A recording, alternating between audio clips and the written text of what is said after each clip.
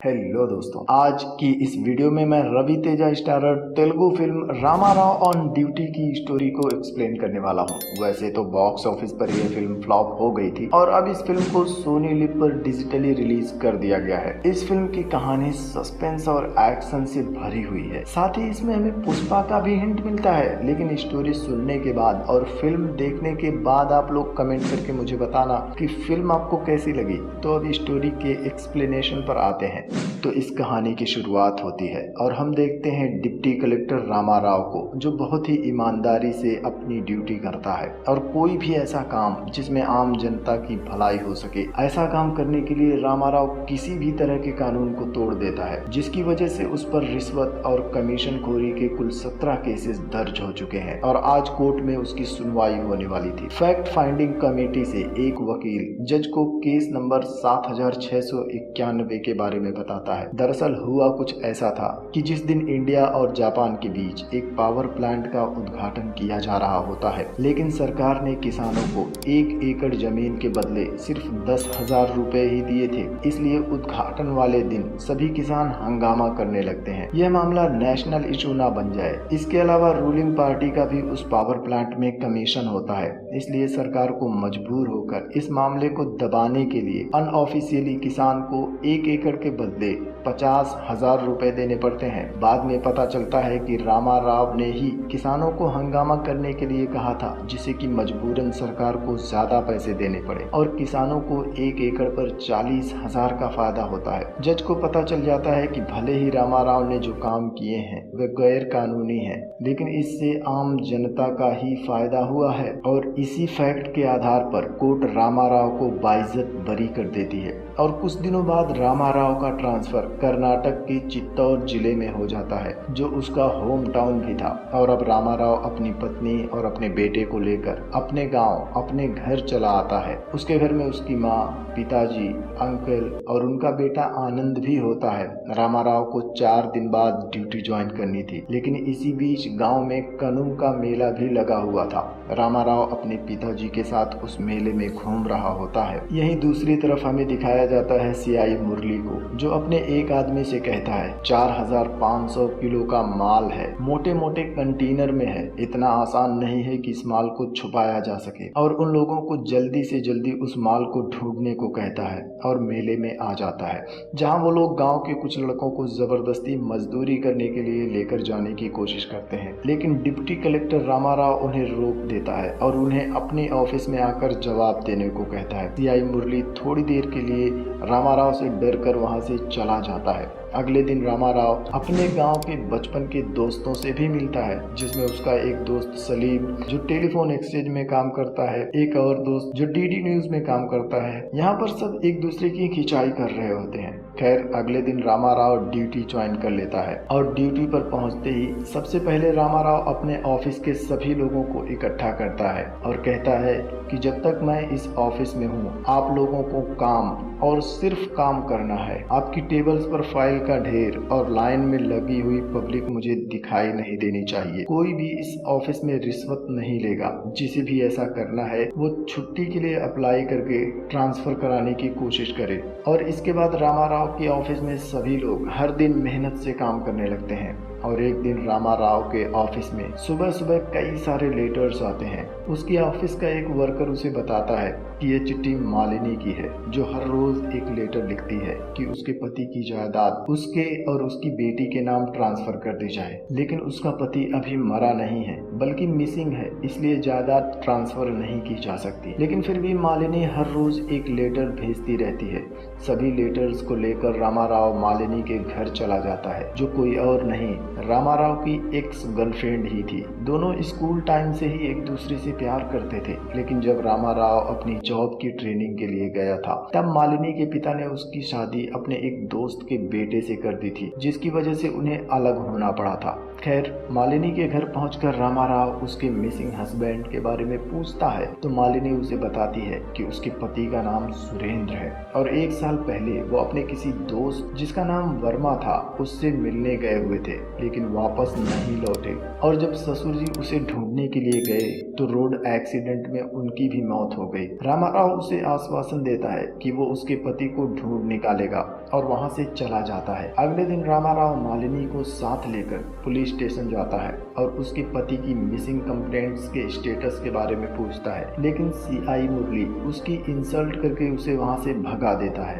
अब रामाराव को यकीन हो गया था कि पुलिस कुछ नहीं करने वाली, इसलिए अब रामाराव खुद ही इन्वेस्टिगेट करने लगता है और मालिनी के घर आकर उसकी शादी की तस्वीरें देखने लगता है, जिसमें उसे सुरेंद्र के दोस्त वर्मा की भी तस्वीर मिल जाती है, जो कि तिरुपति का रहने वाला था। रामाराव तिरुपति में वर्मा के घर पर जाता है, लेकिन वहां वर्मा के पिता से उसकी मुलाकात होती है, जो बताते हैं कि वर्मा दुबई गया हुआ है और सुरेंद्र नाम का उसका कोई दोस्त नहीं है, और रामाराव को वहां से भगा देते हैं। लेकिन रामाराव को उसके घर के पास बने एक स्टोर रूम में एक ट्रक का नंबर प्लेट मिलता है, जिस पर लिखा था AP03E0269। साथ ही उसे एक बिल बुक भी मिल जाती है। रामाराव अपने एक दोस्त से उस ट्रक नंबर की इंक्वायरी करने के लिए कहता है, तो पता चलता है कि चेक पोस्ट से ग्रेनाइट लोड करके 15 कंटेनर ने उसके एरिया की चेक पोस्ट को पार किया था और वो सब कंटेनर मैंगलोर जाने के लिए निकले हुए थे।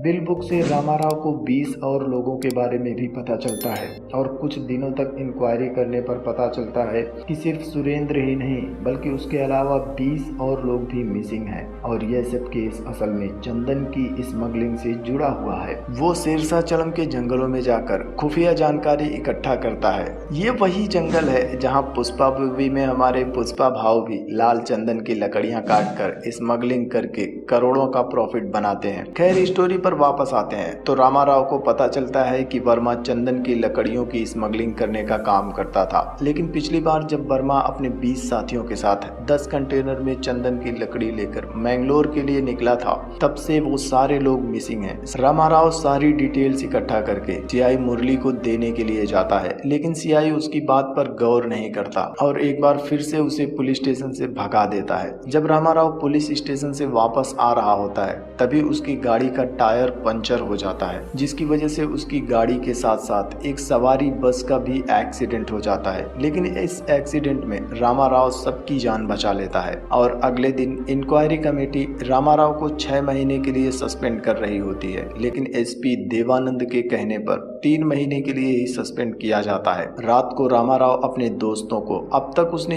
इंक्वायरी में जो कुछ भी पता लगाया था सब बता देता है और उनसे हेल्प मांगता है। उसका एक दोस्त जो कि डीडी न्यूज में काम करता था, वो रामाराव को बेंगलोर में अपने एक पहचान वाले का नंबर देता है, जिससे लाल चंदन की स्मगलिंग करने वालों के बारे में जानकारी मिल सकती थी। और अगली रात को रामाराव ट्रेन से मैंगलोर के लिए निकल जाता है। आनंद उसे स्टेशन पर ड्रॉप करके चला जाता है। ट्रेन में कुछ लोग उस पर हमला कर देते हैं, जिसमें उसके अंकल का बेटा आनंद भी शामिल होता है और ट्रेन से गिरकर आनंद की मौत हो जाती है। रामाराव भी मैंगलोर ना जाकर घर आ जाता है। आनंद के अंतिम क्रियाक्रम के कुछ दिन बाद वर्मा की फैमिली वाले रामाराव के घर आते हैं, जिन्होंने पहले रामाराव को बिना कोई जानकारी दिए ही अपने घर से भगा दिया था। लेकिन इस बार वर्मा के पिता उसे बताते हैं कि वर्मा स्मगलिंग में शामिल था। ये बात उन्हें पता थी, लेकिन समाज में बदनामी के डर से वो खामोश थे। वो बताते हैं कि उस दिन वर्मा और सुरेंद्र एक साथ घर से निकले थे। अब रामाराव को यकीन हो जाता है कि आनंद ने ट्रेन में उस पर हमला करने से पहले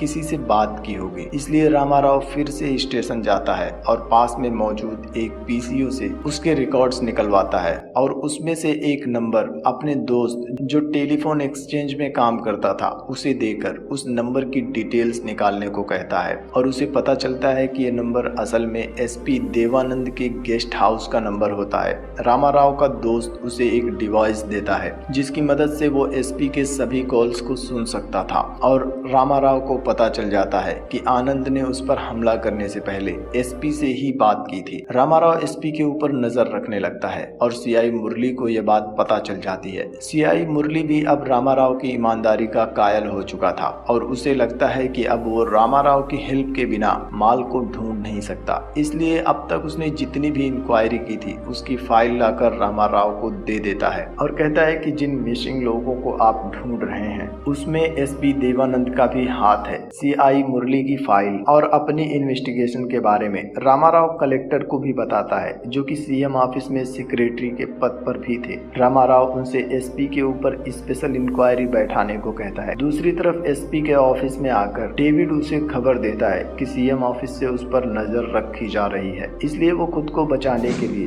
सबकी नजरों में हीरो बनने के लिए जंगल जाकर चंदन की लकड़ियां काट रहे मजदूरों का इनकाउंटर कर देता है। लेकिन सीएम ऑफिस से अब भी उस पर नजर रखी जा रही थी। दूसरी तरफ हम देखते हैं रामाराव के पिता की अचानक मौत हो जाती है। अंतिम संस्कार के कुछ दिन बाद रामाराव अपनी बीवी और बच्चे के साथ मार्केट में टहल रहा था। तभी मार्केट में उसे उसके कॉलेज का एक जूनियर कबीर भी मिल जाता है, जो अभी मेडिकल की प्रैक्टिस कर रहा था। रामाराव उससे बात कर ही रहा था, तभी कुछ गुंडे रामाराव पर हमला कर देते हैं और यहाँ हमें देखने को मिलता है प्री क्लाइमैक्स का फाइट सीन, जो बहुत ही मजेदार है। फाइट के एंड में एक गुंडा रामाराव को एक फोटो देकर कहता है कि एसपी ने उन्हें इस आदमी को मारने के लिए भेजा था और गलती से रामाराव बीच में आ गया। फाइट खत्म होने के बाद रामाराव को मार्केट में एक बूढ़ा आदमी मिलता है। रामाराव को याद आता है कि कुछ दिन पहले जब वो आनंद के साथ पहाड़ी रास्ते से घर जा रहा था, तब आनंद ने उस बूढ़े आदमी की काफी ज्यादा बेइज्जती की थी और उसकी साइकिल को भी रोड के किनारे पर फेंक दिया था। रामाराव उस बूढ़े आदमी से बात करता है तो उसे बहुत सारी जानकारियां मिलती हैं, जिसकी और ज्यादा डिटेल इन्वेस्टिगेशन करने के बाद रामाराव अपने कलेक्टर से मिलने जाता है और उसे बताता है कि हांगकांग में रहने वाला विराज लाल चंदन की स्मगलिंग का मास्टरमाइंड है और इसी विराज का 4000 टन लाल चंदन शेरशाहचलम के जंगल से मैंगलोर पोर्ट तक पहुंचाने की जिम्मेदारी वर्मा को दी गई थी और यह सब एसपी देवानंद की मदद से किया जाना था। लेकिन एसपी के मन में लालच पैदा हो गया और उसने चंदन की इन लकड़ियों को छुपा कर रखने के बाद सही समय पर ऊंचे दामों में बेचने का षड्यंत्र रचा, जिसके लिए उसने हाईवे किलर्स का सहारा लिया, जिसका लीडर कोई और नहीं, कॉलेज में उसका जूनियर और फिलहाल मेडिकल की प्रैक्टिस कर रहा कबीर होता है। हाईवे किलर्स की गैंग का ही एक मेंबर आनंद भी था। एसपी ने उन हाईवे किलर्स की मदद से वर्मा के सभी 18 ड्राइवर सहित वर्मा और सुरेंद्र को भी मार दिया था और कंटेनर सहित उन सभी लाशों को हौसली हिल्स के जंगलों में ही जमीन में गाड़ दिया था और इस खूनी खेल में गलती से उस बूढ़े दंपति के बेटे की भी जान चली गई थी। सब कहानी सुनने के बाद कलेक्टर रामाराव से कहता है कि सीएम ने red sanders anti smuggling task force बनाकर स्पेशल पावर देने को कहा है। मैं तुम्हें इस टीम का लीडर बना देता हूं और तुम्हें फुल आजादी है, तुम जो चाहो करो। लेकिन रामाराव इस पावर को लेने से इनकार कर देता है और कहता है कि इस केस को वो अनऑफिशियली ही हैंडल करेगा। जिसके बाद वो सीआई मुरली को वो लोकेशन बता देता है जहां उन लाशों को दफनाया गया था और खुद जंगल में कबीर के अड्डे पर निकल जाता है। यहाँ हम देखते हैं क्लाइमैक्स की जबरदस्त फाइट सीन, जहां हमें दो बातें पता चलती हैं कि मार्केट में जो फाइट हुई थी वो असल में एसपी ने उन गुंडों को कबीर को मारने के लिए भेजा था, लेकिन गलती से बीच में रामाराव आ गया था और रामाराव के पिता को कबीर ने ही मारा था और यह बात रामाराव को पहले से ही पता थी। इसलिए उसने स्पेशल टास्क फोर्स का सहारा नहीं लिया था और अपने पिता के कातिल कबीर को मारने के लिए अनऑफिशियली ही आया था। उन सबको मारने के बाद रामाराव उन सबको गाड़ी में डालकर उस जगह पर आ जाता है जहां लाशों को खोदकर निकाला जा रहा था और हाईवे किलर्स को गाड़ी में ही बांधकर उस बूढ़े आदमी के हाथों से गाड़ी को आग लगवा देता है और उन सभी 20 लाशों को हॉस्पिटल लाकर उनके घर वालों को दे दिया जाता है, जिसमें मालिनी के पति सुरेंद्र की भी लाश थी। यहाँ पर यह कहानी खत्म हो जाती है। जिसके बाद हम देखते हैं इसका क्रेडिट सीन, जहाँ हमें दिखाया जाता है विराज को, जो कि अब हांगकांग से इंडिया आ चुका होता है और सीआई मुरली उससे मिलकर उसे उसके माल की लोकेशन बताता है। लेकिन विराज को लोकेशन के बारे में पहले से ही पता था। इतना ही नहीं, उसने एसपी देवानंद को भी किडनैप कर लिया था और सीआई के सामने ही वो एसपी को मार देता है और उसे बताता है कि उसे पता है कि रामाराव उसके माल के बारे में पता लगा चुका है, इसलिए उसने रामाराव के खिलाफ जंग छेड़ दी है। और दूसरी तरफ हम देखते हैं रामाराव को, जो कि अब red sanders anti smuggling task force की यूनिफॉर्म में होता है और उसकी जीप को आगे और पीछे से 2 ट्रक घेर चुके हैं जो उसे मारने की कोशिश कर रहे हैं और इस सीन के साथ ही यह फिल्म खत्म हो जाती है। बेसिकली यह सीन इस फिल्म के सीक्वल को सेटअप करती है, लेकिन अब जबकि फिल्म बॉक्स ऑफिस पर फ्लॉप हो चुकी है तो इसका सीक्वल शायद ही कभी हमें देखने को मिलेगा। उम्मीद है कि आपको यह एक्सप्लेनेशन पसंद आया होगा, तो प्लीज वीडियो को लाइक करना, चैनल को सब्सक्राइब करके ही जाना, क्योंकि अभी बहुत सारी साउथ इंडियन फिल्मों की स्टोरी एक्सप्लेनेशन वीडियो आपको मेरे चैनल पर मिलने वाली है।